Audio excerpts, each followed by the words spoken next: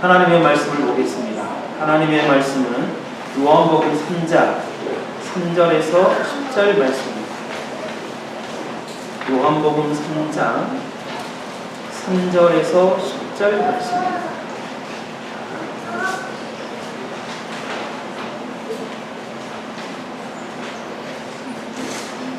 제가 봉독해 드리겠습니다. 예수께서 대답하여 이르시되 진실로 진실로 내게 이르노니 사람이 거듭나지 아니하면 하나님의 나라를 볼 수 없느니라. 니고데모가 이르되 사람이 늙으면 어떻게 날 수 있사옵나이까. 두 번째 모태에 들어갔다가 날 수 있사옵나이까. 예수께서 대답하시되 진실로 진실로 내게 이르노니 사람이 물과 성령으로 나지 아니하면 하나님의 나라에 들어갈 수 없느니라. 육으로 나는 것은 육이요 영으로 나는 것은 영이니 내가 너에게 거듭나야 하겠다 하는 말을 놀랍게 여기지 말라. 바람이 임의로 불매 너가 그 소리는 들어도 어디서 와서 어디로 가는지 알지 못하나니 성령으로 난 사람도 다 그러하니라. 니고데모가 대답하여 이르되 어찌 그러한 일이 있을 수 있나이까. 예수께서 그에게 대답하여 이르시되 너는 이스라엘의 선생으로서 이러한 것들을 알지 못하느냐. 진실로 진실로 내게 이르노니 우리는 아는 것을 말하고 본 것을 증언하노라. 그러나 너희가 우리의 증언을 받지 아니하였는도다. 아멘. 죄송합니다. 10절까지인데 제가 11절까지 읽었습니다. 오늘은 이 말씀을 가지고 거듭나이라는 제목으로 하나님의 말씀을 선포하겠습니다. 예수님께서 공생의 첫 사역을 물로 포도주를 바꾸시는 사건이 바로 첫 사건이다 라고 말씀을 드렸습니다. 이제 예수님께서 공생일을 시작하시는 과정, 요한복음을 우리가 지금 살펴보고 있는데 요한복음 지금 우리가 3장 니고데모가 등장하는, 그러니까 예수님과 실질적으로 대화하면서 우리들에게 메시지를 전해주시는 첫 번째 대상 인물이 바로 니고데모입니다.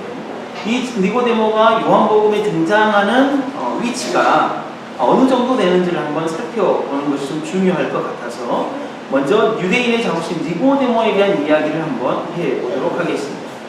예수님의 공생의 첫 사역이 물로 포도주를 바꾸는 사건이었는데 이 포도주는 성경에서 기쁨이라는 표현으로 많이 표현되어져 있습니다. 그랬을 때 포도주가 떨어졌다라는 것은 지금 유대인 사이에 이스라엘의 기쁨이 사라졌다라는 말입니다. 그거를 예수님의 어머니가 예수님에게 포도주가 떨어졌습니다. 어떤 마음으로 예수님께서 그 문제를 해결하실 줄 생각을 알고, 해결하실 줄을 알고 포도주가 떨어졌습니다 라고 이야기를 했어요. 그때에 예수님께서는 아직 내 때가 아닙니다, 예수님 어머니라고 그렇게 이야기를 하고 공식적인 이제 사역을 이제 시작하고자 하면서 물로 포도주를 바꾸셨습니다.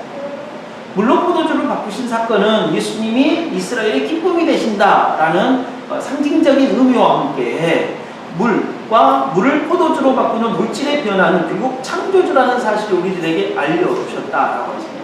이 표적을 통하여서 제자들이 예수님을 보고 믿었더라라는 이 표적에 대한 모습들을 분명하게 드러내셨습니다. 그리고 난 다음에 예수님은 어디로 가셨냐? 6월절 기간에 예루살렘 성전으로 가셨어요. 성전으로 가셔서 성전을 소와 양과 비둘기를 팔고 돈을 바꾸는 사람들을 내어쫓으시면서 정화를 하십니다.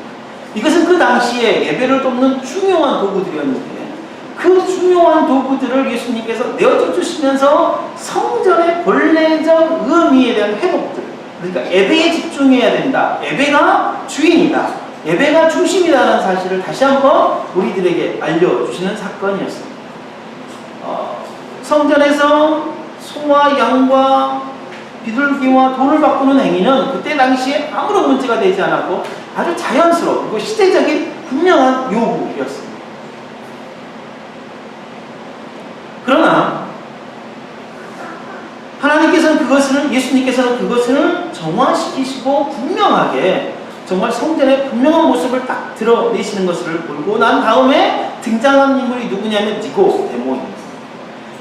예수님의 이스라엘의 기쁨이 사라지고 정말 본질의 성전의 본질이 완전히 사라지고 예배의 본질이 사라지는 그런 상황 속에서 유대인의 지도자요 유대인들을 실질적인 말씀으로 가르치고 삶으로 그래도 제대로 삶을 살아야 되는 이 유대인의 지도자 이 니고데모가 등장하게 되었습니다. 근데 이 니고데모가 등장하면서 예수님과 대화할 때에 두 가지가 딱 드러나게 되었습니다. 그 첫 번째가 뭐냐면 아무리 유대인의 지도자인 그리고 존경을 받고 칭찬을 받는 니고데모라고 할지라도 예수님을 메시아로 맞이할 수 없다. 두 번째는 그 맞이할 수 없는 이유가 뭐냐? 니고데모가 가진 영적 무지함 때문이다. 이 사실을 우리들에게 분명하게 밝혀주고 있습니다. 니고데모가 예수님에게 찾아오죠. 밤에 찾아오는데 다른 사람 눈이 부끄러워서 밤에 찾아왔다 하는 이야기도 있고 너무 낮에 일이 바빠서 저녁에 찾아왔다 이럴 수도 있습니다. 아무튼 찾아왔습니다. 찾아온 것은 굉장한 용기인 거고 그 다음에 의문점이 생긴 거고 이 예수가 누구냐? 그러나 이 예수에 대해서 존경에 대한 표현을 하죠. 2절에서 그렇게 하죠.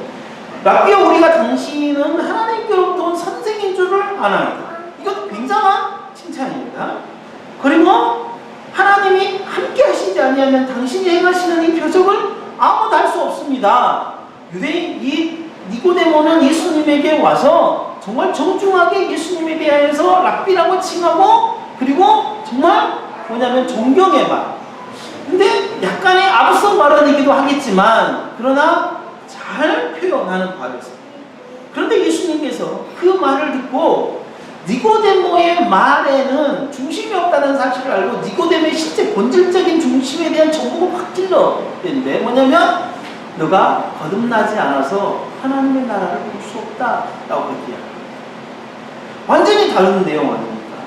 그가 정말 당신은 하나님으로부터 온 사람입니다 라고 그렇게 이야기했을 때 예수님이 거듭나지 아니하면 사람이 거듭나지 아니하면 이라고 하면서 이게 예수님께서 더 이야기합니다. 하나님의 나라를 볼 수 없다라는 것은 하나님의 나라를 볼 수 없다라는 것은 메시아를 너가 지금 못 알아본다 이 말입니다. 메시아를 너가 지금 못 알아본다. 사절에서 니고데모가 이렇게 이야기해요. 아니 사람이 늙으면 어떻게 날 수 있사옵나이까?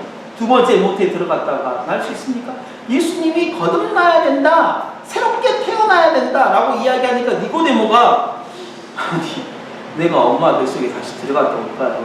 말장난을 지금 하고 있는 거예요. 문자적으로 지금 예수님과 말장난하고 있는 거예요. 예수님이 얼토당토하는 말을 하는 거죠. 거듭나 다시 내가 태어나야 된다고? 태어난다라는 의미를 모르는 거죠. 니고데모 예수님께서 니고데모에게 한 거듭나야 된다라는 이 말에 대한 의미를 니고데모가 모르는 거예요. 전혀 모르는 거예요. 그랬을 때에 이 니고데모가 내가 엄마 뱃속에서 들어갔다 나와야 된다고? 어떻게 모를 수 있어요? 지금 말로 지금 장난치고 있는 거죠. 장난친다는 표현이 좀 이렇게 너무 심하다면 그냥 대받아친 거예요. 그랬을 때 예수님께 다시 한번 사람이 물과 성령으로 나지 아니하면 거듭남이라는 단어를 물과 성령으로 거듭나지 아니하는 물과 성령이란 말로 바꿔요. 여기서 물과 성령은 본래적 의미로 뜻은 물, 곧 성령입니다. 그러니까 물과 단어, 성령이라는 단어가 똑같습니다. 물은 우리가 행하는 물 세례를 이야기하고 성령은 성령 세례. 우리가 요 부분은 절대 그런 이야기 아닙니다. 물, 곧 성령이란 원래적인 해석을 하면 그렇게 되어있습니다. 그래서 그런 씻김을 받아야 된다. 성령의 세례를 받아야 된다. 성령으로 나야 된다라는 거예요. 그래서 6절에 다시 한번 육으로 난 것은 육이요 영으로 난 것은 영이니 라고 하면서 영으로 났다. 이렇게 물과 성령으로 나야 하는 것을 영으로 났다라는 말로 다시 한번 표현해 줍니다. 육으로 난 것은 육이요 영으로 난 것은 영이니 라고 6절에 이야기하는 육으로 난 것은 결국 육체, 그러니까 하나님의 지식을 전혀 가지고 있지 아니하는 죽음의 상태에 있는 몸, 그 육으로 난 것입니다. 영으로 났다라는 것은 영적인 존재로서 하나님의 존재를 영적으로, 그러니까 영의 상태로 하나님을 알 수 있다. 영이신 하나님을 알 수 있는 존재가 되었다. 영으로 났다라는 것입니다. 7절에 내가 너에게 거듭나야 하겠단 말에 놀랍게 여기지 말라. 예수님께서 거듭나야 된다라고 하니까 이 니고데모가 놀랐다 이 말이죠. 놀랐다는 이야기는 반응이 9절과 같이 5절과 같이 4절과 같이 두 번째 모태 날 수 있습니까? 라고 막 놀라고 9절에서도 어찌하여 그런 일이 있을 수 있습니까? 라고 이렇게 되묻는 상황들이 있거든요. 이게 니고데의 반응입니다. 이게 니고데의 반응은 정말 예수님의 말이 이상하게 들리는 거예요. 아니 어떻게 거듭나야 된다는 거냐? 아니 어떻게 사람의 몸속에 내 어머니 몸속에 다시 들어갔다 나와야 된다는 거냐? 아니 성령으로 난다는 것이 바람이 어디서 불어오는지는 모르지만 아무튼 불어온다 라는 것을 아는 것처럼 이게 어떻게 성령으로 난다는 표현인 것이냐 라고 이제 지금 놀라고 있는 거예요. 이상하게 여기는 거고 심지어는 예수님을 이단으로 생각했을 거 아니에요. 이게 자기가 이해하지 못하고 받아들이지 못하는 것에 대해서 굉장히 그 상대방에 대하여서 심각하게 생각하는 거죠. 그러나 예수님은 분명하게 하나님의 말씀을 하나님의 말씀대로 제대로 해석하고 제대로 지금 가르치고 있는 상황이거든요. 현대에도 이러한 일들이 너무나 그런 것 같습니다. 너무나 당연한 반응입니다. 성경을 성경대로 제대로 이야기하는 데에 이거 이상하다 이렇게 이야기합니다. 이게 우리들의 지금 한국교회 현실입니다. 한국교회 현실에서 정말 100여 년이 넘어진 이 한국교회가 성경과 많이 멀어져 있고 성경과 다른 모습이 너무 많이 드러나는 상황 속에서 성경으로 되돌아가고자 하는 수많은 시도와 수많은 노력에 대해서 굉장히 폄하합니다. 어떻게 그럴 수가 있나? 폄하. 그러나 하나님께서는 절대 그러하지 않는다라는 것입니다. 그럼에도 불구하고 하나님께서는 그럼에도 불구하고 예수 그리스도에게서는 니고데모에게 정말 거듭나야 된다는 사실을 이야기하고 그의 영혼에 긍휼을 베푸시려고 하고 있는 것입니다. 우리들은 정말 세상의 반응에 우리가 너무 민감해하지 말고 정말 하나님의 말씀을 따라서 정말 꾸준하게 나가는 일들이 필요할 것이다 라는 것입니다. 8절에 보면 바람이 임의로 불매 너가 그 소리는 들어도 어디서 나와서 어디로 가는지 알지 못하나니 성령으로 난 사람도 다 그러하다.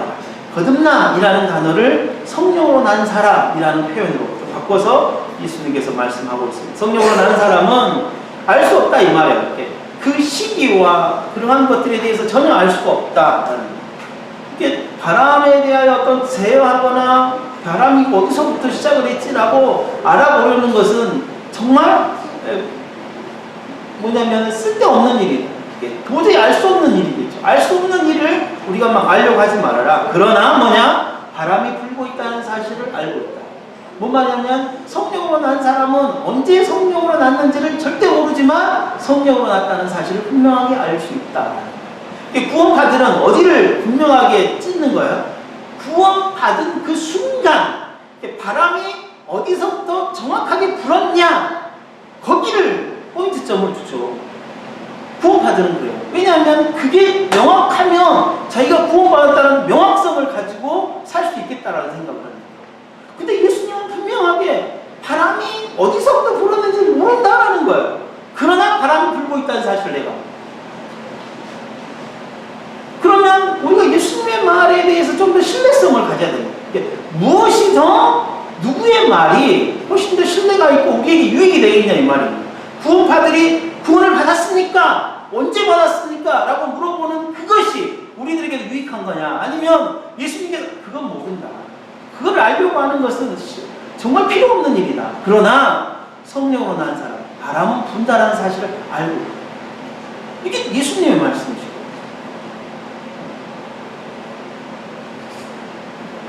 그러나 니고데모는 어떻게 그런 일이 있을 수 있습니까? 이런 반응을 보여요. 어떻게 그런 일이 있을 수 있어요? 그러니까 예수님께서 뭐라고 이야기하는 거예요?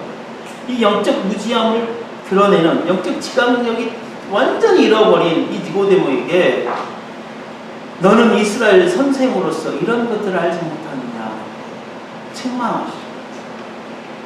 영적 무지함은 책망의 대상입니다.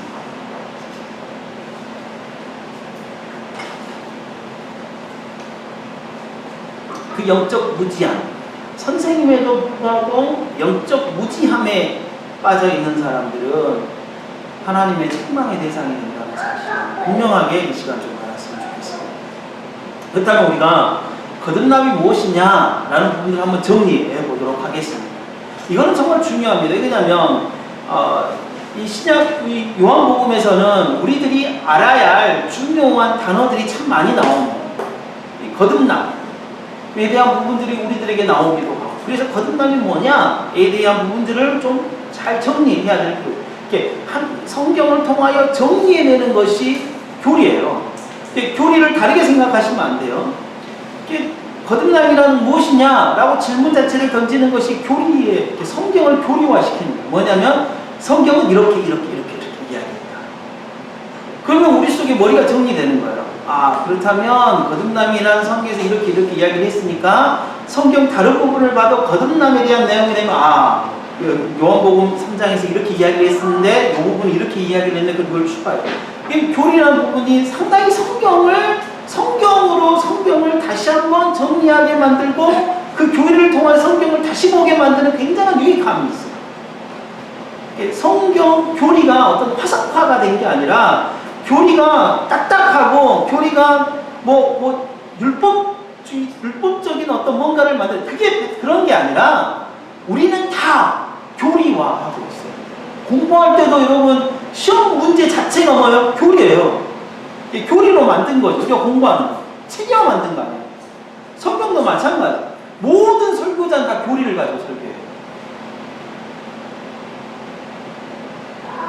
이 장로교나 성결교나 감리교나 침례교나 전부 다 교리로 된 설교를 하고 있는 거지, 이게 교리와 자기가 떨어져 있다, 우리는 교리 아니다 라고 할 수가 없어. 절대 그럴 수가 없어요.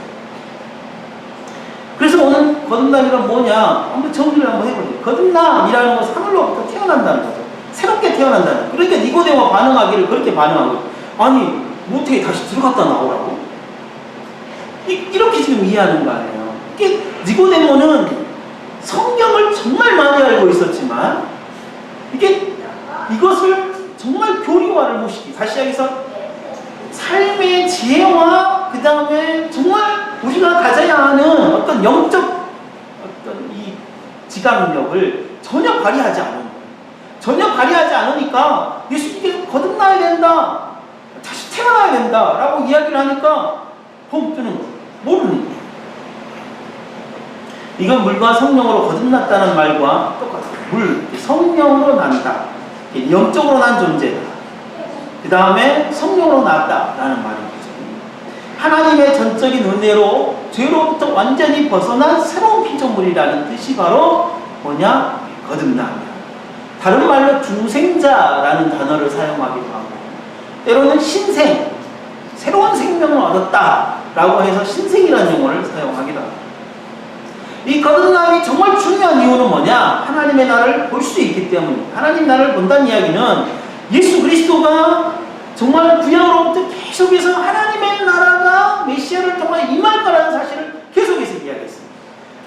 그래서 소망했죠. 이스라엘 백성들은 메시아를 통하여 하나님의 나라가 이루어질 것이라는 굉장한 소망을 가지고 있고 실제 기다렸습니다. 그리고 예수 그리스도 메시아가 와서 하나님의 나라가 임하였습니다. 그러나 거듭나지 아니하면 예수 그리스도가 메시아라는 사실을 알 수도 없고 메시아를 알 수 없기 때문에 하나님의 나라를 볼 수도 없는 거죠. 여기에서는 결국 뭐냐? 하나님의 나라를 예수님이 자기 자신과 동일시한 거죠. 니고데모가 절대 예수 그리스도를 보고 메시아라고 이야기할 수 없고 라비어라고 이야기할 수밖에 없는 이유 중에 하나. 거듭나지 않았기 때문에 하나님의 나라를 볼 수 없는 거예요. 우리는 다 예수 그리스도로 말미암아 구원을 받은 존재라면 우리는 거듭난 존재. 거듭났다라는 것은 우리가 예수 그리스도로 말미암아 이미 임한 하나님의 나라를 우리가 살고 있다는 거예요. 근데 문제는 뭐냐? 하나님의 나라가 뭔지 몰라요. 예수님을 믿는다고 하는 수많은 한국 기독교인들이 하나님의 나라가 뭔지 몰라요. 하나님의 나라에 대한 이해도 없고 하나님의 나라에 대해 알려고 하지도 않고 하나님의 나라를 보려고 하지 않아요. 또 다른 니고데모. 현대를 사는 니고데모. 예수님께서 니고데모에게 사용하시는 단어, 제일 많이 사용하는 게 뭐냐면 진실로 진실로, 진실로 진실로, 진실로 진실로. 진실로라는 단어를 제일 많이 사용해요. 진실로 진실로 내가 너에게 이르노니, 진실로 진실로 내가 너에게 이르노니. 유대인의 지도자인 니고데모에게 제일 많이 사용하는 단어가 대화 중에 진실로 진실로. 야, 진짜야, 이게 진짜요 라고 하고 말하는 거예요.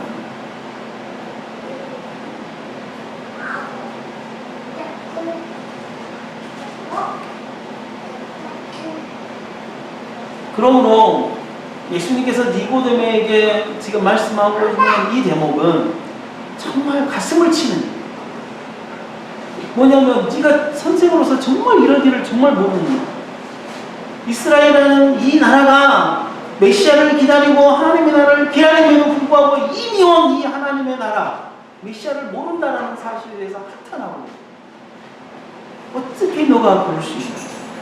진실로 진실로 내가 너를.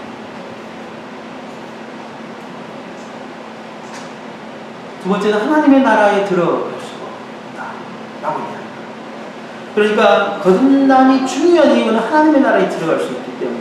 원래 우리는 하나님 나라에 살고 있었습니다. 인간 에덴이라는, 하나님께서 하나님의 나라를 창조하시고 에덴이라는 하나님의 나라의 원형을 만들어주면서 아담과 하와에게 그 하나님의 나라를 경영하고 삶을 살아가도록 하셨지만, 정말 이 아담과 하와가 죄를 지음으로 말미암아 하나님의 나라에서 쫓겨났죠. 그러나 하나님은 여전히 인간을 사랑하시고, 쫓겨난, 하나님에서 쫓겨난 인간이지만 하나님의 나라는 여전히 존재하기 때문에 이스라엘 하나님께서 사람을 통하여서 하나님의 나라를 이끌어 가시려는 분명한 어떤 일들을 하려고, 하나님의 나라를 이끌어 가려는 분명한 일. 그래서 아브라함을 부르시고 자비를 베푸셔서 하나님의 나라를 인도해 가시면서 보게 되었죠. 그래서 하나님께서는 그 하나님의 나라에 들어가는 유일한 방법을 어떻게 하셨냐? 유일한 방법을 어떻게 하셨냐? 예수 그리스도를 통하여 성령으로 나게 하는 방법을 제시하신 것입니다. 하나님께서는 예수 그리스도를 통하여 성령으로 나야 된다.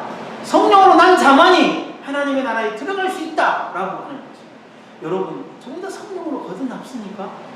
그렇다면 다 하나님의 나라를 볼 수 있고 하나님 나라에 들어가. 우리는 이 거듭남의 은혜로 말미암아 하나님의 나라를 볼 수 있고 하나님에 들어갔다는 사실에 대해서 감사하고, 이제 그렇다면 하나님의 나라가 뭐냐에 대한 퀘스천 마크를 짚고 그 하나님의 나라에 대해서 알아가야 되고, 그럼 하나님 나라에서의 삶이 어떤 삶이냐라는 부분들을 좀 알아가면서 하나님의 나라의 삶을 살아가려고 부단하게 노력해야 된다라는 것입니다.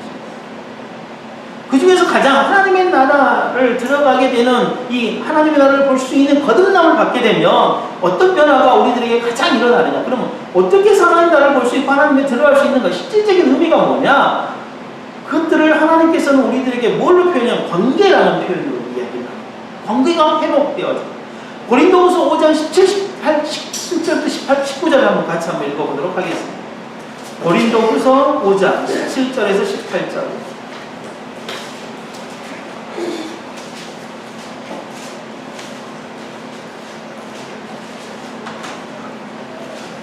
고린도후서 5장 17절에서 19절입니다. 같이 읽겠습니다. 시작. 그런즉 누구든지 그리스도 안에 있으면 새로운 피조물이다. 이전 것은 지나갔으니 보라 새 것이 되었다. 모든 것이 하나님께로서 났으며 그가 그리스도로 말미암아 우리를 자기와 화목하게 하시고 또 우리에게 화목하게 하는 직분을 주셨으니 곧 하나님께서 그리스도 안에 계시사 세상을 자기와 화목하게 하시며 그들의 죄를 그들에게 돌리지 아니하시고 화목하게 하는 말씀을 우리에게 부탁하셨느니라. 화목하게 하는 말씀을 우리에게 부탁하셨다. 여기에 보면 새로운 피조물은 새롭게 태어남, 거듭남을 이야기합니다. 하나님께서 우리들에게 새로운 피조물이라 그리스도 안에서 새로운 피조물이 되었다라고 말씀을 하시고, 또한 이것이 전부 다 하나님의 계획하심이었다. 그래서 18절에 모든 것이 하나님께로부터 났다. 그래서 그가 그리스도로 말미암아 우리에게 자기와 화목하게 하시고, 그러니까 하나님께서 인간들과 화목하게 하는 어떤 매개체로 누구를 사용하셨냐? 예수 그리스도를 사용하셨다 이 말이죠. 예수 그리스도로 말미암아 하나님께서 우리와 화목하게 하시고, 또 우리에게 뭘 주셨냐면 화목하게 하는 직책을 주셨다라고 이렇게 이야기합니다. 우리에게 화목하게 하는 직책을 주셨다라고 이야기합니다. 화목하게 하는 직분을 그렇게 주셨는데, 곧 하나님께서 그리스도 안에 계셔서 세상을 자기와 화목하게 하시고 그들의 죄를 그들에게 돌리지 아니하시고 화목하게 하는 말씀을 우리들에게 부탁하셨다. 그러니까 하나님께서 우리들을 구원시키고 예수 그리스도로 말미암아 구원시키고, 그 구원시키신 어떤 의미적 측면에 있어서 무슨 일을 하려고 하시는 거냐? 우리와 화목하시려고, 우리와 관계를 맺으시려고, 관계를 회복하시려고 예수 그리스도로 말미암아 우리들에게 정말 다가오셨다라는, 우리들에게 사랑을 베푸셨다라는 거죠. 그러므로 우리가 거듭남을 받았다, 거듭남을 받았다, 성령으로 태어났다, 그리스도 안에서 새로운 피조물이 되었다라는 것은 하나님과 화목하는 관계가 회복되어졌다. 여전히 우리가 죄인이지만 하나님께서 우리들에게 손을 내밀었다. 여전히 우리가 죄인이지만 하나님께서 우리들에게 손을 내밀었다. 성경은 하나님과 인간의 관계 회복을 크게 세 가지로 이야기합니다. 첫 번째 뭐냐면 창조주와 피조물의 관계에 대해서 이야기합니다. 하나님은 창조주시고 우리는 피조물. 그런데 창조주와 피조물의 관계가 회복되었다는 사실을 이야기합니다.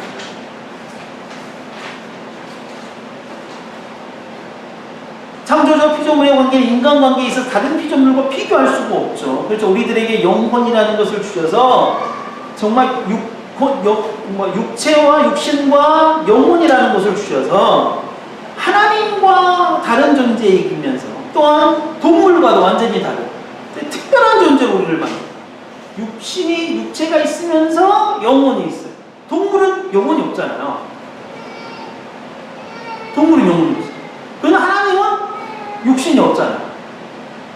그러니까 하나님께서 인간을 창조할 때 정말 독특하게 만드셨는데, 독특하게 만든 것 중에 하나가 뭐냐면 하나님께서 다른 피조물들은 원래 계획함을 가지고 그냥 다 창조하셨어요. 인간도 그 계획함 속에 다 들어있거든요. 근데 인간을 창조하실 때 그 창조하시려는 목적을 한 번 더 밝히셔요. 우리가 우리의 형상을 따라 우리의 모양대로 사람을 창조하여서 뭐 하려 할 거냐? 우리가 만든 모든 피조물들을 다스리게 하자 라고 하시는 목적을 드러내셔요. 인간만 유일하게 하나님께서 창조하실 때 창조의 목적을 드러낸다 이 말입니다.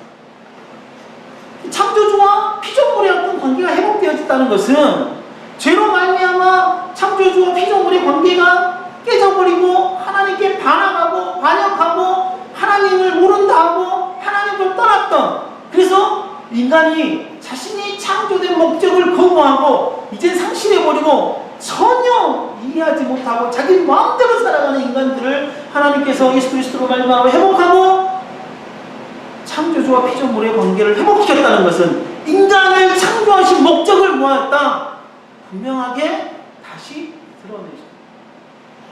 회복시켰다. 그러므로 예수 그리스도 안에서 새로운 피조물 거듭난 사람은 인간의 목적을 알게 되어져. 인간의 목적이 뭔지를 내가 왜 살아야 하는 이유를 알게 된다는 말이야.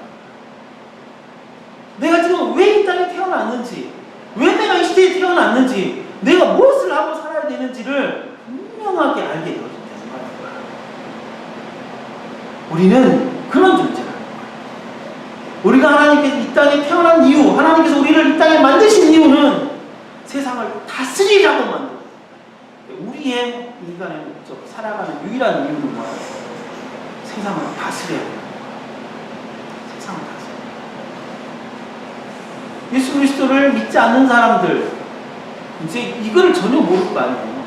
세상을 다스리는 게 아니라 세상과 벗삼아서 세상을 오히려 섬기고 그렇게 삶을 살아가잖아요.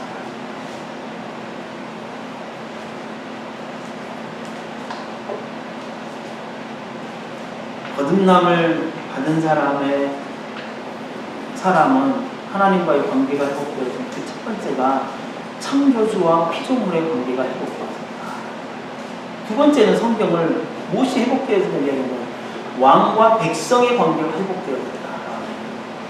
하나님께서 하나님의 목적과 의도를 가지고 분명한 목적과 의도를 가지고 창조한 인간이 그 목적을 잃어버리고 상실되고 죄로 말미암아 하나님과 멀어지고 떨어져 버렸습니다. 그러나 하나님은 그들에게 긍휼을 베푸셔서 아브라함을 부르시고 다시 한번 하나님의 나라를 이루시려고 이 땅에 하나님의 복을 주시되 모든 사람을 전부 다 구원하려 하는 것이 아니라 하나님이 구원하기로 작정한 사람들을 구원하십니다. 그때에 뭐냐? 하나님께서 아브라함을 부르십니다. 아브라함 후손을 향하여 하나님께서는 뭐라고 이야기하시냐면 내 백성이다. 내 백성. 애굽에 있는 수많은 이스라엘 백성들을 향하여 하나님께서 이렇게 이야기합니다. 내 백성. 그 내 백성이 내가 예비한 땅으로 가서 나에게 제사를 드려야 돼. 그러니까 애굽왕 바로가 뭐라고 해요? 아니 400년을 넘게 이 애굽 땅에서 나의 통치를 받고 내가 베푸는 은혜를, 그리고 내가 좀 땅에서 살고, 그리고 내가 외세의 침략을 다 막아주고, 그리고 먹을 것을 주고, 그리고 먹을 수 있도록 해주고 일할 수 있도록 해줘서 400년 넘게 살았는데, 아니 이제 어떤 사람이 나타나가지고 어떤 신이 나타나가지고 내 백성이다 하면 이게 말이 되냐? 400년 동안 내 통치를 받고 살았으면 내 백성이지 왜 하나님 백성이라고 하는 거냐? 라고 바로왕이 그렇게 반하는 거예요. 모세. 그랬을 때 하나님은 뭐라 하죠? 내 백성이다. 내 백성. 그래서 자신의 백성이라고 고집하는 애굽을 향하여 저주하시고, 그리고 멸살시키고 그들을, 자신의 백성들을 데리고 가나안 땅으로. 결국 뭐냐? 하나님 왕과 백성의 관계가 회복되어진 게 바로 이런 거예요. 철저하게 예수 그리스도로 말미암아 거듭난 사람은 하나님의 통치 아래에 있어야 된다. 하나님의 다스림 아래에 있어야 된다. 하나님의 다스림을 받아야 된다. 세상의 다스림이 아니다. 세상의 방식이 아니다 이 말이에요. 하나님의 방식, 하나님의 말씀대로 삶을 살아가야 된다 이 말이에요. 아, 내가 이 정도 살아드리면 되지. 이런 게 아니다 이 말이에요. 이렇게 분명하게 살아야 되는 거구나. 내가 이 정도 살아드렸으면 되지. 이게 아니야. 완벽하게 하나님의 백성으로 삶을 살아가야 된다는 사실을 분명하게 이야기하고 있다라는 것입니다. 하나님의 통치를 받는 것, 우리가 거듭남을 통하여서 새로운 생명을 얻었다면 이제는 하나님의 통치 아래에 사십시오. 하나님의 다스림 아래에 살아가십시오. 회복되었습니다. 크게 회복되었습니다. 세 번째는 아버지와 자녀의 관계가 회복되었습니다. 친밀감, 그러니까 하나님께서 친히 창조하시고 피조물이라고 하시고, 그리고 당신이 왕과 백성의 어떤 관계를 이야기할 때에 그거는 어떤 지위 대 지위, 그 다음에 어떤 공식적인 어떤 관계를 우리들에게 표현했다면, 이 아버지와 자녀는 친밀감, 어떤 격도 없이 아주 친밀하게 만날 수 있는 것이죠. 그랬을 때 아버지로서 자녀를 보호하고 돌보시고, 함께 먹고 함께 놀고, 그리고 함께 보살피는 그 관계 속에서 그렇게 한다는 거예요. 자녀는 아버지에게 자신의 사랑을 요구하고 아버지의 양육 방식을 따르는 관계를 이야기합니다. 아버지와 자녀의 관계를, 자녀는 아버지를 대변하고 아버지는 자녀의 생활을 책임지게 되어집니다.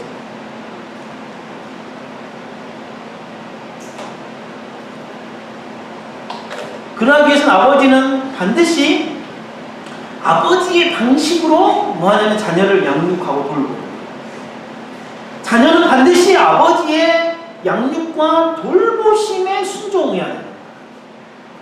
아버지가 자기 자녀를 내버려두고 남의 자녀를 돌본다? 있을 수 없는 일이잖아요. 자녀가 자신의 아버지의 양육 방식을 버리고 다른 아버지의 양육 방식을 따른다? 이거 있을 수 없는 일이잖아요. 하나님이 우리 아버지시고, 그리고 우리에게 자녀라면 우리가 그 아버지의 양육하심과 돌보심에 따라야 됩니다. 부모들이 착각하시면 안 돼요. 육체의 부모들이 자녀들을 향하여 착각하시는 게 안 되냐 뭐냐면 자기의 양육 방식과 돌봄의 방식을 자녀들에게 강조하면 안 돼요. 하나님의 아버지 되신 하나님의 양육 방식과 돌보심을 가져와서 자녀들에게 요구를 해야지 자신이 살아온 삶의 방식 그리고 지혜를 가지고 자녀들을 요구하면 안 된다. 우리는 아버지이신 하나님 그리고 자녀이신 우리의 관계 속에서 이 아버지라는 이 부모의 입장에서 우리가 생각을 해야 돼요. 내가 아니라 나로서 내 자식의 부모가 아니라 아버지로서의 자녀라는 사실. 하나님 아버지로서의 우리 자녀가 자녀라는 사실을 알고 하나님의 양육의 방식과 돌봄의 방식을 가지고 우리 자녀들에게 요구하고 가르쳐야 됩니다. 그렇지 않으면 이게 우리 자녀들이 이제 전혀 다른 방식으로 삶을 살아가게 되죠.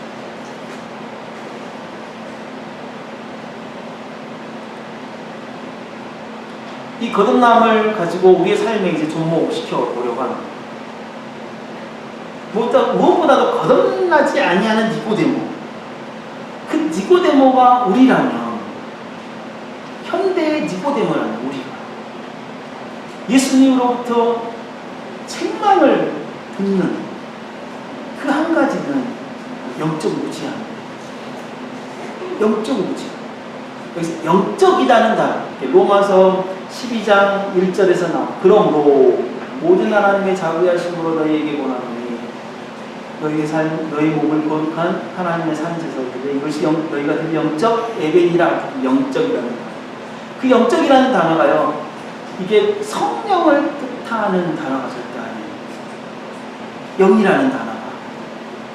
이 영이라는 단어가 뭐냐면 합리적, 이성적이라는 단어예요.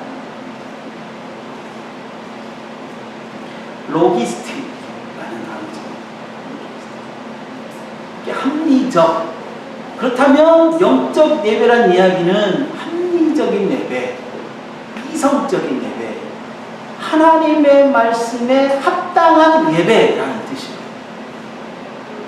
신령한 예배, 이거 절대 아니에요. 로마에서 사용하는, 로마에서 헬라어 단어도 역시 맞아요. 이 헬라어 단어도 역시 동일하게 사용하는 단어가 이게 합리적, 이성적이라는 단어예요. 영적, 이게 신령한 할 때 그 영이 아니에요. 성령 할 때 영이 아니에요. 물과 성령으로 할 때 그 성령이라는 단어가 아니라 합리적이라는 뜻이에요.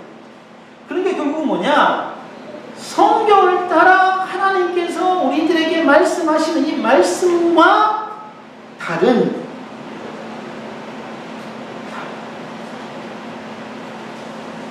성경을 따라 이성적인 것을 상실했다.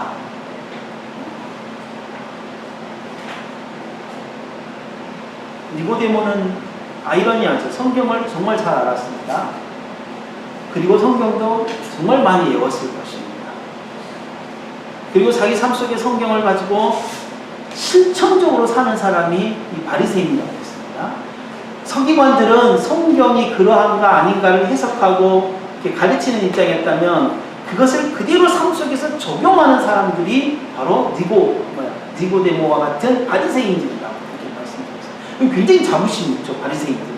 그래서 바리새파에 들어가려면 아무나 못 들어갑니다. 딱 숫자가 정해져 있어가지고 이 바리새파라고 한다면 굉장한 자부심이 있었어요. 아무나 못 들어갔어요. 그런데 예수님께서 그를 향하여 이 무식한 사람아, 전혀 합리적이지 않는 사람아, 이렇게.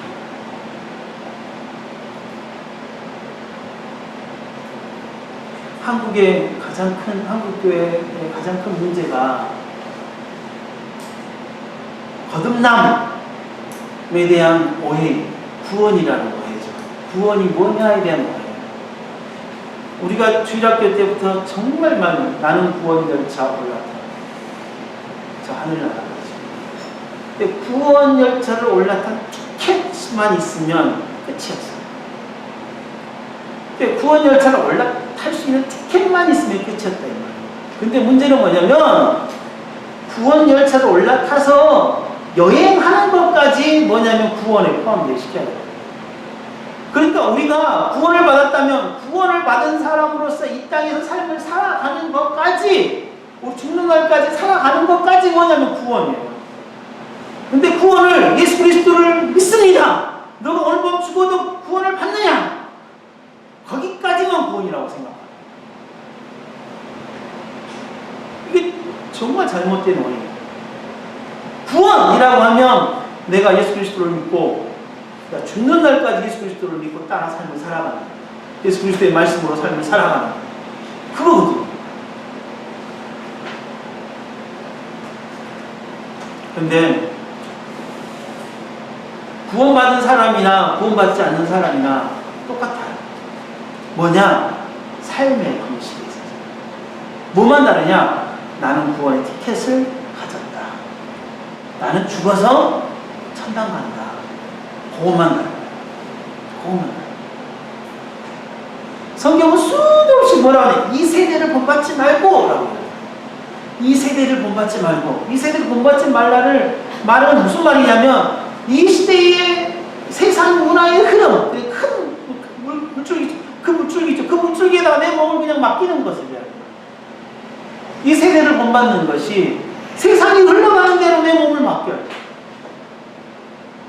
거슬러 뭔가를 올라가는 방식이 아니에요. 우리 젊은 청년들이 결혼할 때에 그러잖아요. 우리 다 그렇게 결혼을 했잖아요. 우리 뭐가 뭔지, 결혼이 뭐가 뭔지도 모르고 결혼식은 다 그렇게 해야 되고 그렇게 하니까 우리는 다 그렇게 왔잖아요. 어떤 분이 그러대요. 저는 우리 교회 청년들에게 결혼할 때 이런 게 하나가 300만 원으로 결혼하기. 그럼에도 불구하고 2천만 원, 3천만 원 들여서 결혼한 사람들보다 훨씬 더 행복하기. 그 말을 들으니까 말이 돼요.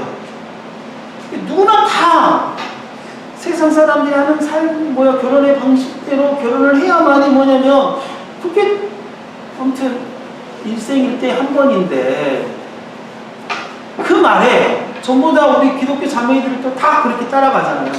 일생일대 한 번인데, 이게 그렇지 않으면 우리가 뭐 행복하지 않고, 그렇지 않으면 이게 문화적인 수준이 떨어지거나 그러는 거예요. 그 말도 일리가 있다. 이건 나중에 이게 우리가 거듭났다라는 것은 그 거듭남이 내 삶의 방식과 충분하게 있어야 됩니다. 이것의 가장 중요한 포인트가 말씀의 중심이 되는 삶. 그러니까 내 삶이 말씀을 부단하게 가지고 삶을 살아가야 합니다. 정말 그게 중요해요. 왜냐하면 세상의 흐름과 하나님께서 말씀하시는 방식이 다릅니다. 아까 말씀드렸던 것처럼 부모가 자녀를 잘 키우려고 할 때에 그러면 어떤 목표점을 가져야 되냐, 어떤 마음을 가져야 되냐, 하나님 아버지의 마음, 하나님께서 자녀들을 돌보시고 양육하시는 그 내용을 가지고 우리 자녀들에게 가르쳐야 되는 것이 뭐냐면 말씀이 중심되는 삶의 부모로서. 근데 그렇지 않고 세상의 삶의 방식, 부모들이 가르치는 세상의 삶의 방식들을 또는 병행하고 아니면 구분 없이 그냥 다 갖다 사용하고 그렇게 하고서 우리 자녀를 가르친다. 그건 뭐예요? 세상의 흐름에 따라가는 거예요. 그건. 그러니까 말씀이 중심이 되는 삶은 하나님이 말씀하셨던 하나님이 우리들에게 삶을 살아가도록 하는 방식을 가지고 삶을 살아가는 것으로 바뀌어야 돼요. 이게 거듭남. 이게 거듭남입니다. 그리고 그 말씀으로 무엇보다도 자기를 해석할 능력을 좀 가져야 돼요. 자기를 좀 돌볼 능력을 가져야 돼요. 돌아볼 능력을 가져야 돼요. 자기를 판단할 능력을 좀 가져야 돼요. 자기가 어떤 존재인지 말씀이 좀 비추어서 나는 어떤 존재를 좀 보고 내 존재가 바뀌어져야 되거든요. 이게 안 바꿔지면 안 돼요. 자기 자신을 말씀으로 해석해야 돼요. 다른 사람을 해석하지 말고요. 나를 해석해야 돼요. 나를. 해석할 게 두 가지거든요. 나를 해석하고 세상을 해석해야 돼요. 나를 해석하지 않고 꼭 우리는 다른 사람을 해석하는 경향이 있어요. 나를 좀 해석하세요. 말씀으로 나를 해석하는 가장 좋은 방법이 여러분 말씀 묵상입니다. 매일매일 말씀의 묵상을 통해서 자기 자신을 돌아보는 것이 가장 중요해요. 여러분 한국 기독교인들 우리도 그렇잖아요. 여러분 말씀을 가지고 말씀을 듣고 그 말씀을 가지고 삶을 되돌아보고 그 다음에 자기를 점검하고 세상을 판단해보고 할 수 있는 시간이 일주일에요. 여러분 얼마나 돼요? 가장 많이 하는 시간이 이 시간 아니에요. 주일 오전 시간. 제가 설교를 40분, 45분 하거든요. 여러분 일주일에 말씀 묵상 안 한다고 봐요. 이렇게 안 할 수 있어요. 또 못 하잖아요. 너무 바쁘고. 수요일날 직장 나오고 돌죠. 그럼 우리가 유일하게 말씀을 듣고 읽을 수 있는 시간이 주일이에요. 일주일 가운데 45분. 길어요. 안 길어요? 길어요. 목사가 45분이 길다고 생각하는 목사 직무이에요. 직무. 이 시간이 최소한 1시간에서 1시간 반은 말씀을 가지고 여러분들에게 설교를 해야 돼요. 왜? 유일하게 말씀을 듣는 이 시간인데 30분으로 끝내? 45분? 솔직히 부족해요. 하나님께서 저를 통하여 맡기신 이 양떼를 일주일에 45분 그것도 겨우겨우 말씀 먹이는 것 이거는 있을 수 없는 일이잖아요. 근데 그것도 길대요. 이 시대가.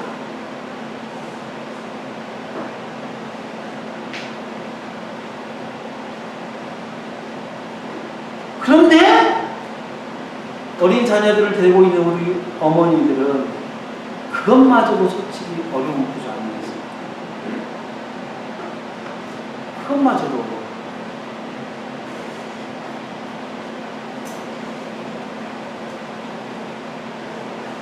그럼에도 불구하고 우리 어머니들은 최소한 이 주일날만큼은 좀 집중할 수 있게 해야겠고 또 교회가 그렇게 집중할 수 있는 구조를 만들어주는 것이 맞는 것 같아요. 그리고 그렇지 않는 우리 성도들도 말씀 시간이 주일 오전 말씀 시간이 45분밖에 안 되는 것에 아쉬워하고 한탄해요. 어떻게 우리 목사님은 우리를 사랑하지 않나 보다 45분밖에 우리에게 말씀을 하지 않다 하셔야 돼요.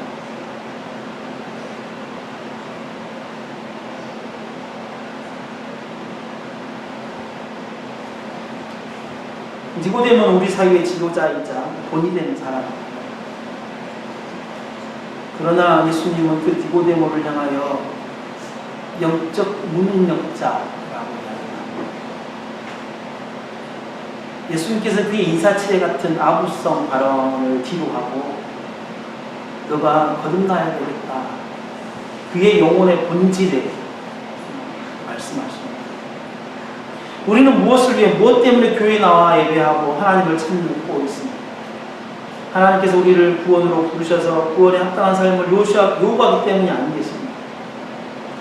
예수님께서 니고데모에게 거듭나지 아니하면 하나님의 나라에 볼 수도 하나님 나라를 볼 수도 없고 하나님 나라를 들어갈 수도 없다고 말씀하셨습니다. 우리는 좀 생각해 봐야 됩니다. 내가 하나님의 나라를 볼 수 있고 하나님의 나라에 들어갈 수 있는 거듭난 사람인지 구원의 티켓만을 들고 달랑달랑 정말 그렇게 사는 사람인지 아니면 정말 말씀을 온전하게 붙들고 내 삶 속에서 그 말씀대로 부단하게 삶을 살아가는 진짜 거듭난 사람인지를 생각해 봐야 됩니다. 내가 정말 자연스럽게 하나님을 창조주고 모시고 부르고 사는지 내가 너무나 당연하게 하나님의 나라의 왕이신 하나님의 백성으로 삶을 살아가고 있는 내가 행복한 가족으로 아버지이신 하나님의 영육과 돌보심의 방식을 따라 우리 가족을 돌보고 있는 것입니다. 부디 거듭남이 이론이 아니라 구원의 티켓 한 장을 들고 사는 삶이 아니라 우리의 삶 속에서 온전하게 나타나는 온전한 거듭난 사람으로서 삶을 살아가는 저와 우리 모두가 되시길 바랍니다. 시간 함께 기도하겠습니다.